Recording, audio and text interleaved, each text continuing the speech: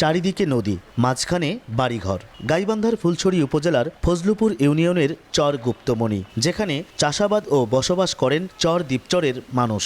শিক্ষা, স্বাস্থ্য, যোগাযোগ সহ নানা প্রতিকূলতার মধ্যে নদী পারের মানুষকে বড় জটিলতায় পড়তে হয় জমি কেনা বেচার সময়। কাগজপত্র নেই এমন খাস জমির মালিকানা বদল হয় হাতে হাতে, চুক্তি হয় স্ট্যাম্পে।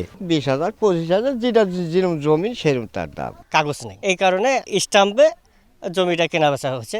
যাদের নিজস্ব জায়গা জমি নেই, টাকার বিনিময়ে তাদের জায়গা ভাড়া নিয়ে বসবাস করতে হয়। টাকা না দিলে জোটে না মাথা গোঁজার ঠাঁই। চাষাবাদের জন্য জমি ভাড়া নিয়ে আবাদ ফসল করতে হয় ভূমিহীনদের। বছরে বছরে 3,000 করে টাকা দেয় 10 কাঠা মাটি, এইরকম করে কন্ট্যাক্ট। 7,000-এর উপরে বেসেস করে যার যত আসে ওই অনুযায়ী আমরা তাকে ভাড়া দিই। গুপ্তমণি, রসুলপুর, উজালডাঙ্গা সহ প্রায় সব চরাঞ্চলে খাস জমি কেনাবেচা হয় পানির দরে। মালিকানাধীন জমির দামও খুব বেশি নয় এখানে। তবে মালিকানাধীন জমি কেনাবেচায় জমির দামের চেয়েও বেশি পড়ে দলিল খরচে। যমুনা ব্রহ্মপুত্র নদের বালুচরে জেগে ওঠা আবাদি জমি এখানে ফেলনা নয়। তারপরও সমতলের তুলনায় অনেক কম দামে জমি পাওয়া যায় এই চর দ্বীপচরগুলোতে। এখানে 1 বিঘা জমি বিক্রি হয় মাত্র 10,000 টাকায়।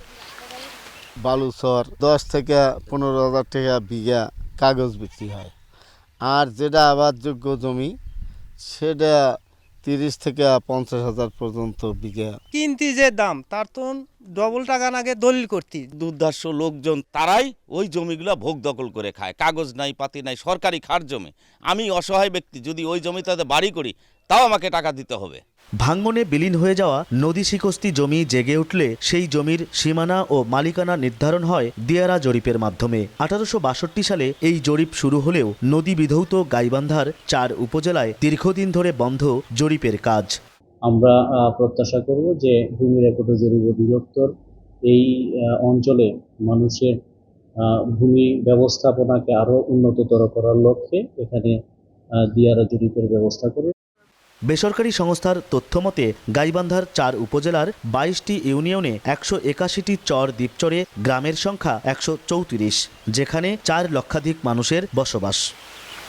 হেদায়েতুল ইসলাম বাবু, সময় সংবাদ, গাইবান্ধা।